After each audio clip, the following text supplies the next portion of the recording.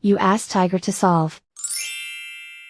This deals with linear equations with one unknown. The final result is x equals 1. Let's solve it step by step. Simplify the expression. Group like terms. Simplify the arithmetic. Group all constants on the right side of the equation. Add 7 to both sides. Simplify the arithmetic.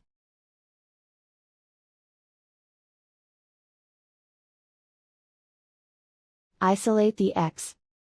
Divide both sides by 7. Simplify the fraction.